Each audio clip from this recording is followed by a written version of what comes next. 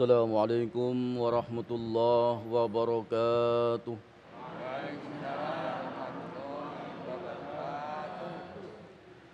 أعوذ بالله من الشيطان الرجيم.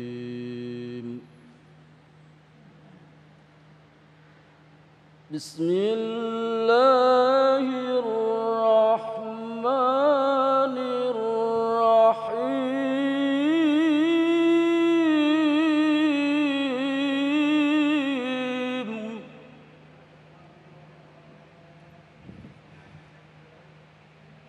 والذين يقولون ربنا هب لنا من أزواجنا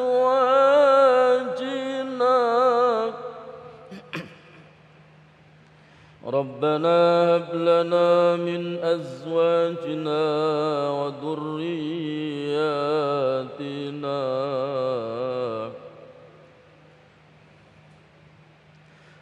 ربنا هب لنا من أزواجنا وذرياتنا قرة أعين واجعلنا للمتقين إماما أولئك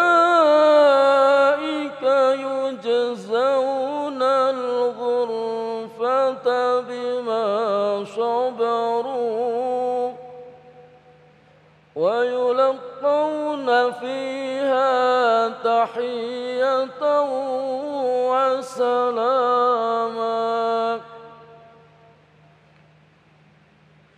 بما صبروا ويلقون فيها تحية وسلاما صدق الله العظيم.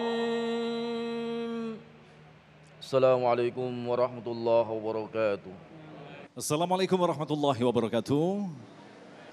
Alhamdulillahirabbil alamin. Allahumma shalli ala sayyidina Muhammad wa ala ali sayyidina Muhammad. Puji syukur kepada Allah yang kembali mempertemukan kita dalam majelis ilmu damai Nusaku yang kembali disiarkan secara langsung dari Masjid Ar-Royan Komplek BDN Jatiwaringin Pondok Gede. Alhamdulillah dalam kesempatan kali ini guru-guru telah hadir bersama kita, Bunda Kotrunada dan Ustazah Syifa yang akan mengangkat tema yang sangat menarik sekali. Barangkali ini akan menjadi pengingat kembali bagi kita bagaimanakah mewujudkan rumah tangga yang samawa. Itulah tema yang kita hadirkan dalam kesempatan kali ini. Insya Allah nanti kita akan perdalam seperti biasa dalam sesi tanya jawab di 3, 4, dan 5. Tentunya masih bersama kami Damai Indonesiaku yang dipersembahkan oleh Sarung Wadimor, tentu sarung kita. Selamat mengikuti. A'udzu billahi minasyaitonir rajim. Bismillahirrahmanirrahim. Assalamualaikum warahmatullahi taala wabarakatuh. Alhamdulillah alladzi ja'alan nikah syari'atan lil mu'minin wa barakatan insyaallah lil amilin wassalatu wassalamu ala sayyidina Muhammadin wa ala alihi wa sahbihi ajma'in. Rabbi israh li sadri wa yassir li amri wahlul 'uqdatam min lisani yafqahu qauli. Amma ba'd. Alhamdulillah izin ada guru saya Ustazah Kotrunada, Ustadz Agung Izul Haq dan para guru-guru Damai TV One yang insya Allah dimuliakan oleh Allah Subhanahu wa Ta'ala. Para jamaah yang di rumah sedang menyaksikan, ibu, bapak yang hadir, apa kabar, sehat? Alhamdulillah. Utang lunas, Bu? Alhamdulillah. Ibu bapak yang dimuliakan oleh Allah Subhanahu wa Ta'ala. Islam itu adalah agama yang penuh dengan kemaslahatan, penuh dengan kebaikan. Semua diatur oleh Islam. Dari mulai bangun tidur sampai mau tidur lagi itu ada adabnya, tata caranya, doa-doanya dan proses yang harus dilalui. Begitulah Islam mengajarkan kita. Termasuk dalam hal membentuk satu keluarga. menyatukan dua orang yang saling mencintai, itu Islam punya konsep yang sangat luar biasa. Dalam Islam konsep pernikahan itu ada dua macam. Yang pertama, menikah tujuannya untuk sakinah, mawaddah, warahmah. Yang kedua, tujuan menikah adalah untuk membentuk lingkungan yang maslahat. Bagaimana sakinah mawaddah warahmah ini ditanamkan pada kedua belah pihak suami dan istri. Nanti kita bahas insya Allah selanjutnya. Berbeda sekali dengan konsep keluarga yang ada dulu di zaman jahiliyah. Dulu Bu, zaman jahiliyah itu kalau kata Imam Mawardi, ini disebutkan juga oleh Aisyah radhiyallahu anha, istri dari Rasulullah sallallahu alaihi wasallam, kana fil jahiliyah. Ya, annan nikah fil jahiliyah kana ala arba'ati anha. Dulu di zaman jahiliyah itu pernikahan ada 4 model, Pak. Ya, tapi jangan diikutin juga, udah nggak boleh. Itu zaman jahiliyah dulu. Pertama ada yang disebut dengan nikah wiladah. Nikah wiladah adalah pernikahan yang sah tanpa ada perzinahan terlebih dahulu. Dan Rasul itu lahir dari pernikahan wiladah. Abdullah dengan Aminah ketemu, nggak zina, nggak apa, saling menjaga diri, akhirnya lahirlah Rasulullah Shallallahu Alaihi Wasallam. Ada yang kedua, ada yang nikahnya disebut nikah istibdo. Nikah istibdo ini adalah pernikahan yang dimulai dengan cara bertukar pasangan. Bapak punya istri, istrinya ditukar ke teman bapak, mau apa enggak? Enggak. Bu, punya suami, tukeran sama tetangga, mau enggak? Makanya nggak boleh dalam Islam, haram istibdo itu berlaku di zaman jahiliyah. Ya, bahkan istibdo ini bisa terjadi karena pengen memperbaiki keturunan. Ada suami yang dia kagak cakep-cakep bener. Ya, secara gen juga kurang. Dia bilang sama bininya, udah kamu nikah deh sama yang bule tuh. Yang agak cakepan dikit biar memperbaiki keturunan. Itu istibdo juga. Dan yang ketiga ada yang disebut dengan nikah ar-rohat. Nikah ar-rohat itu perempuan poliandri. Suaminya banyak dan semuanya harus jadi suami. Itu zaman jahiliyah. Dan yang keempat ada nikah ar-royan. Perempuan naruh bendera depan rumahnya, bukan Agustusan Pak. Tapi dia taruh bendera sebagai tanda lelaki manapun boleh datang menggaulinya. Dan nanti kalau anaknya lahir dia pilih anaknya paling mirip laki-laki yang mana. Kalau yang ditunjuk yang nomor 2 dia kudu nikahin.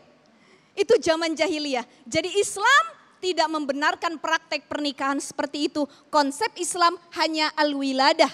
Nikah nggak boleh zina dulu, nggak boleh tukeran, tapi harus dengan proses. Ta'aruf, khitbah, menikah. Jadi nikah itu ternyata butuh ilmu Bapak Ibu sekalian. Bukan hanya butuh duit buat biaya resepsi atau akad nikah, tapi juga butuh ilmu.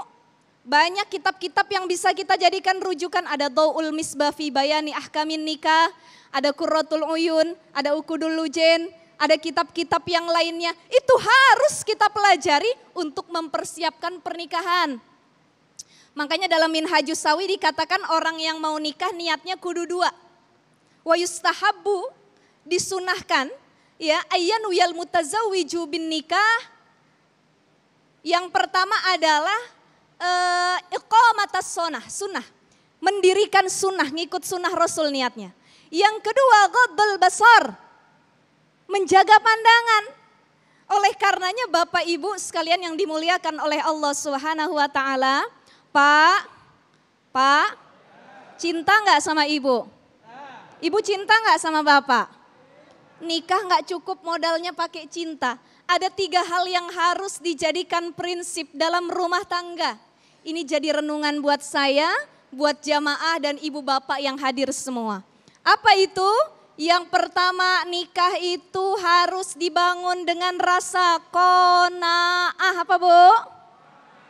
Qanaah, istri nerima suami apa adanya. Suami ngasih uang belanja sehari cuma 100.000, alhamdulillah. Kalau bisa ditambahin Pak. Ini bulan Muharram. Salah satu keutamaan di bulan Muharram, siapa orang yang menambahkan rizki kepada keluarganya, maka Allah akan luaskan rizkinya juga. Kalau bulan lain biasanya ngasih 100.000, bulan ini sehari 1 juta boleh. Ya, harus qanaah. Itu saling menerima. Jadi Ketika kita akad nikah suami istri, saya terima nikah dan kawinnya. Bukan hanya orangnya, cantiknya, tampangnya, tapi bau badannya, model ngilernya kalau tidur, ya, cara ngomongnya, sifatnya, kepribadiannya itu harus diterima dengan rasa qanaah. Ini yang membentuk untuk menjadikan sakinah mawaddah warahmah. Yang kedua adalah harus saling menutupi kekurangan. Dalam Al-Quran disebutkan, hunna libasul lakum wa antum libasul lahun. Kamu pakaian buat pasangan kamu, kita juga perempuan pakaian buat suami kita. Jadi fungsi pakaian apa? Saling menutupi, ya, saling melindungi. Kalau ada kekurangan dilengkapi, kalau sudah lengkap makin dilengkapi lagi. Dan yang ketiga, prinsip untuk membangun keluarga sakinah mawaddah warahmah adalah dengan komunikasi yang baik. Ibu kalau nggak suka sama suami, sampein. Suami kalau ada yang nggak suka sama istri, sampein. Jangan diem-diem aja, ya. Kelakuan suami nggak suka kita diemin makin menjadi-jadi. Suami punya istri bawelnya ketulungan, nggak ketulungan Pak. Semua diomongin, sampein, kagak suka kita dan lain sebagainya. Itulah prinsip-prinsip yang harus kita tanamkan agar keluarga kita Allah jadikan keluarga sakinah, mawaddah warahmah dan juga keluarga yang maslahah. Bagaimana keluarga maslahah? Keluarga maslahah adalah keluarga yang selalu watawassau bil haqqi watawassau bis sabri, saling mengingatkan kepada kebaikan dan juga kesabaran. Insyaallah wallahu a'lam bissawab. Terima kasih Ustazah dan pemirsa yang dirahmati Allah, dari apa yang telah disampaikan tadi. Bersyukurlah kita telah dihadirkan Rasulullah di tengah-tengah kita yang telah mengoreksi kejahiliahan sifat-sifat pada umat-umat terdahulu dan memberikan petunjuk bagaimanakah mencapai rumah tangga yang bahagia, samawa. Bagaimanakah mewujudkan samawa dikala Allah terus menurunkan ujian untuk mengetahui kualitas hubungan dalam rumah tangga kita. Insya Allah Bunda Kotrunada akan menjelaskan selepas pesan-pesan berikut ini. Tetaplah bersama kami, Damai Indonesiaku.